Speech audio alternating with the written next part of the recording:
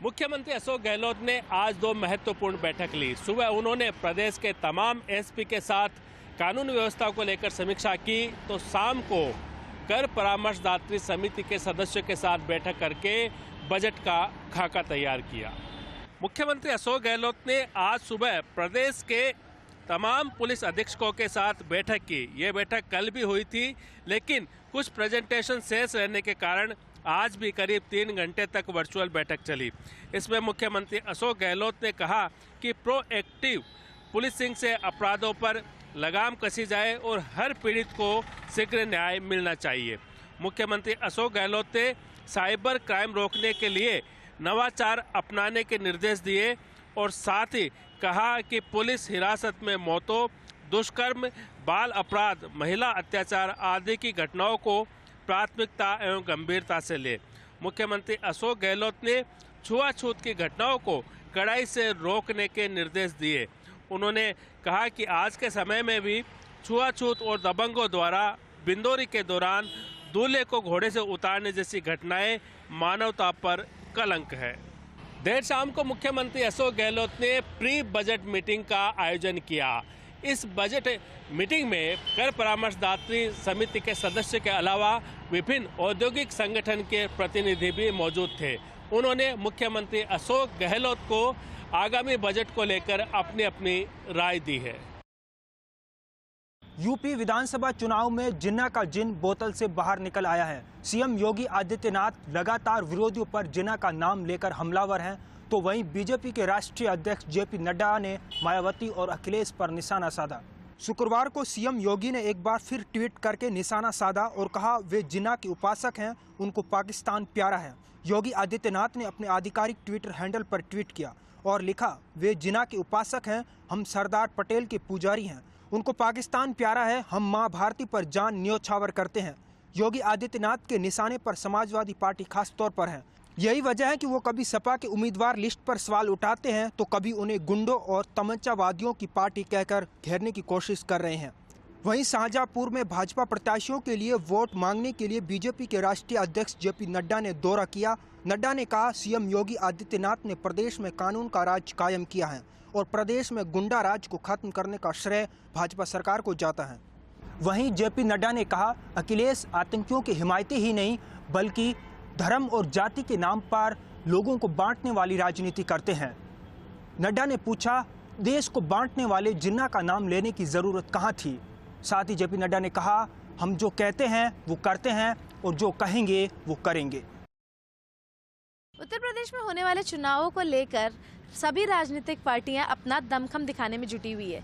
इसी बीच सपा के मुखिया और आरएलडी के राष्ट्रीय अध्यक्ष जयंत चौधरी ने एक ज्वाइंट प्रेस कॉन्फ्रेंस की। इस प्रेस कॉन्फ्रेंस में अखिलेश यादव ने बीजेपी पर जमकर निशाना साधा। उन्होंने कहा कि बीजेपी ने अपने घोषणा पत्र में जितने भी वादे किए हैं उन्हें किसी को भी पूरा नहीं किया।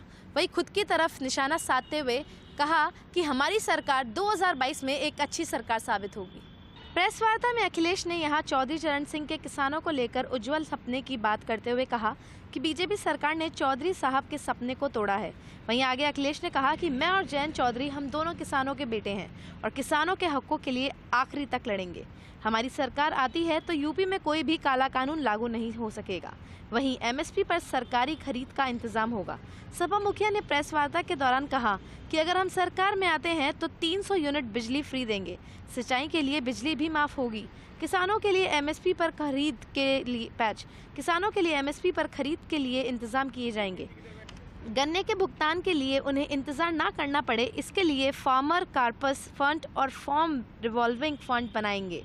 सपा सरकार में किसानों को गन्ने के भुगतान के लिए 15 दिन से ज़्यादा का इंतजार नहीं करना पड़ेगा।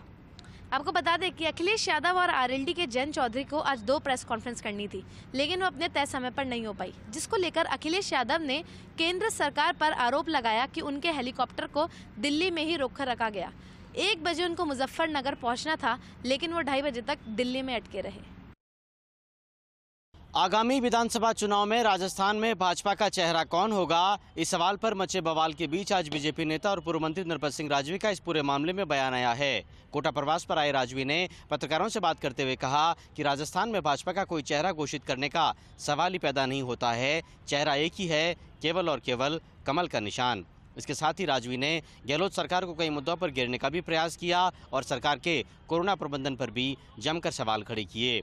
साथ ही राजवी ने रीट परीक्षा पेपर आउट मामले को लेकर भी तीखी प्रतिक्रिया दी और कहा कि इस प्रदेश के बतौर पूर्व उद्योग मंत्री रहते हुए मैं ये कह सकता हूं कि राजस्थान में पेपर आउट एक बहुत बड़ा और बहुत कामयाब उद्योग बन चुका है। इस पूरे मामले में राजवी ने प्रदेश कांग्रेस कमेटी के अध्यक्ष गोविंद सिंह डोटासरा को भी लपेटने का प्रयास किया और कहा कि हम अगर सत्ता में आएंगे तो सीबीआई से इस पूरे मामले की जांच कराएंगे और दोषियों को दंडित भी करेंगे।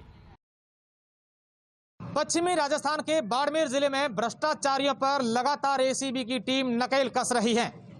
शुक्रवार को बाड़मेर एसीबी की टीम ने बड़ी कार्रवाई करते हुए आबकारी निरीक्षक सहित एक संविदा पर लगे कंप्यूटर ऑपरेटर को ट्रैप किया है। फिलहाल एसीबी की टीम पूरे मामले को लेकर जांच कर रही है।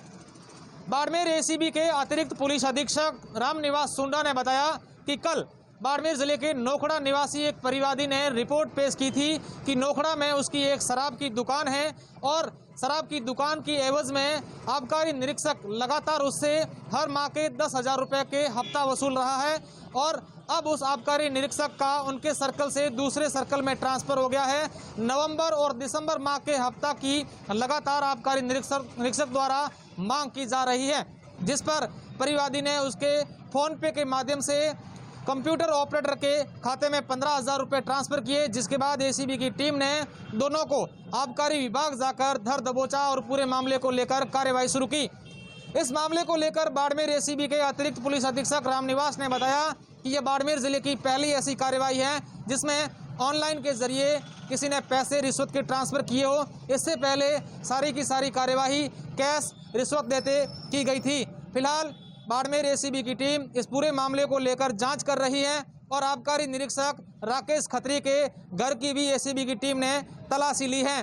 फिलहाल उसे पूरे कार्रवाई को लेकर एसीबी की टीम कार्रवाई कर रही है और कल उसे कोर्ट में पेश किया जाएगा। रीट पेपर लीक मामले को लेकर विधायक वासुदेव देवनानी ने कहा तंज, कहा बोर्ड अध्यक्ष दे इस्तीफा या हटाए सरकार। रीट पेपर लीक मामले को लेकर आज अलग अलग राजनेताओं का आरोप प्रत्यारोप जारी है। इसी बीच आज पूर्व शिक्षा मंत्री एवं अजमेर उत्तर के विधायक के द्वारा एक प्रेस वार्ता कर बोर्ड अध्यक्ष पर गंभीर आरोप लगाए गए। देवनानी ने कहा कि रीट के समन्वयक एवं माशिबो के अध्यक्ष डॉक्टर टीपी जारौली ने कहा था कि अगर पेपर लीक हुआ तो वह इस्तीफा देंगे और अपनी पेंशन और अन्य फंड को भी दे देंगे। साथ ही एसओजी के द्वारा रीट का पेपर लीक करने की बात कह दी गई है, लेकिन वह अभी तक कोई इस्तीफा नहीं दे रहे। साथ ही देवनानी के द्वारा और भी कई बिंदुओं पर बोर्ड अध्यक्ष की कार्यशैली पर सवाल खड़े कर दिए। उन्होंने यह भी कहा कि ऐसा क्या मजबूरी थी जो पराशर को कोऑर्डिनेटर नियुक्त किया गया। उन्होंने यह भी कह दिया बोर्ड के द्वारा हजारों की संख्या में सीसीटीवी कैमरे अलग अलग केंद्रों पर लगाए गए थे, तो जयपुर शिक्षा संकुल के स्ट्रांग रूम में कैमरा क्यों नहीं लगाया गया। अगर वहां कैमरा होता तो हो सकता है कि आरोपी भी अभी एसओजी की गिरफ्त में होते। देवनानी ने यह भी कहा कि यह पेपर सिर्फ एक दो के पास नहीं और भी बहुत लोगों के पास गया होगा क्योंकि ये लीक हुआ है। देवनानी ने यह भी कहा कि बोर्ड अध्यक्ष स्वयं अपना त्यागपत्र दें या फिर सरकार इन्हें अपने पद से हटाए, तभी इसका इंसाफ हो सकता है। वहीं उन्होंने यह भी कहा कि यह अब इस मामले में एसओजी से नहीं सीबीआई या उच्च स्तर की जांच एजेंसी से जांच करवाई जाए ताकि इसकी पूरी सच्चाई सामने आ सके और दूध का दूध और पानी का पानी हो सके। वहीं उन्होंने कहा कि बोर्ड के द्वारा 10वीं और 12वीं का रिजल्ट राजस्थान के बाहर की एजेंसी से तैयार करवाती है, तो रीट का परीक्षा का परिणाम लोकल एजेंसी को क्यों नियुक्त किया गया और उसके जरिए परिणाम क्यों तैयार करवाया गया। वहीं उनके द्वारा कांग्रेस सरकार पर भी हमला बोला गया और तत्कालीन शिक्षा मंत्री पर भी सवाल खड़े कर दिए। वहीं देवनानी ने कहा कि अब मामला हो गया है गंभीर, जांच करे उच्च एजेंसी या फिर सीबीआई, एसओजी के बस में नहीं है मामला। संभागीय आयुक्त और कलेक्टर दोनों अधिकारी दिखे आज एक्टिव मोड में। संभागीय आयुक्त नीरज पवन ने राजस्थान मेडिकल रिलीफ सोसाइटी की बैठक ली। बैठक के दौरान नीरज पवन ने अधिकारियों को निर्देशित करते हुए कहा कि संभाग का सबसे बड़ा हॉस्पिटल है पीबीएम, लेकिन यहाँ व्यवस्थाएं ठीक नहीं हैं, सफाई के हालात बुरे हैं। इस दौरान उन्होंने अस्पताल का निरीक्षण भी किया और जब देखा कि बहुत सारे बेड्स ऐसे थे जिन पे बेड सीट्स नहीं हैं, पंखों पर जाले लगे हुए हैं, तो लताड़ लगाते हुए कहा कि सफाई पर कम से कम फोकस किया जाए। संभाग के सबसे बड़े हॉस्पिटल के हालात ठीक नहीं हैं। साथ ही साथ उनका कहना ये भी था कि जो वार्ड्स हैं वो भामाशाहों को साथ लाकर उनको तैयार किए जाएं, जैसे कि अन्य वार्ड्स हैं वैसा ही काम यहाँ पर भी हो। नीरज पवन ने कहा कि वे दोबारा विजिट करेंगे और इन सब चीज़ों पर समय रहते ठीक से काम किया जाए, ये जरूरी है। यहाँ आने वाले मरीज को कोई दिक्कत ना हो, ये सुनिश्चित किया जाए। मोटे तौर पर सफाई पर नीरज पवन का फोकस रहा। तो वहीं जिला कलेक्टर भगवती प्रसाद भी फील्ड में रहे। भगवती प्रसाद ने यहाँ पर सोबासर में जलाशय और फिल्टर प्लांट देखा, वहाँ खाली पड़ी जमीन पर प्लांटेशन के निर्देश दिए। साथ ही साथ बरसिंहसर पहुँचे, खराब सड़क की शिकायत की, टूटी हुई सड़क थी। कलेक्टर ने कहा कि इसको लेकर भी सरकार तक बात पहुँचाएंगे और जिस भी मद में संभव होगा ये काम हो, ये कोशिश रहेगी। तो कुल मिलाकर कहा जा सकता है कि बीकानेर में संभागीय आयुक्त और कलेक्टर दोनों इन दिनों एक्टिव मोड में नजर आ रहे हैं, फील्ड में नजर आ रहे हैं। के पहाड़ी थाना इलाके के गाजू का गांव में भाई ने की चचेरे भाई के साथ मिलकर छोटे भाई की हत्या, लाठी डंडों से मारपीट कर उतारा मौत के घाट। पहाड़ी थाना पुलिस ने हत्या के मामले में बड़ा खुलासा करते हुए भाई सहित हत्या में शामिल चचेरे भाई को गिरफ्तार करने में सफलता हासिल की है। पहाड़ी थाना पुलिस के गाजू का गाँव में 23 साल के युवक का जंगलों में शव मिला था, जिसके शरीर पर लाठी डंडों के निशान बने हुए थे, जिसके बाद पहाड़ी थाना में मामला दर्ज कराया गया था। वहीं पुलिस ने मामले में कार्रवाई करते हुए हत्या में शामिल आरोपियों को गिरफ्तार कर लिया है। बताया जा रहा है कि छोटे भाई के अपनी भाभी के साथ अवैध संबंध थे। इससे नाराज होकर बड़े भाई ने अपने चाचा के लड़के के साथ मिलकर छोटे भाई की हत्या कर दी। पुलिस की गिरफ्त में आए दोनों आरोपियों से पहाड़ी थाना पुलिस के द्वारा पूछताछ की जा रही है।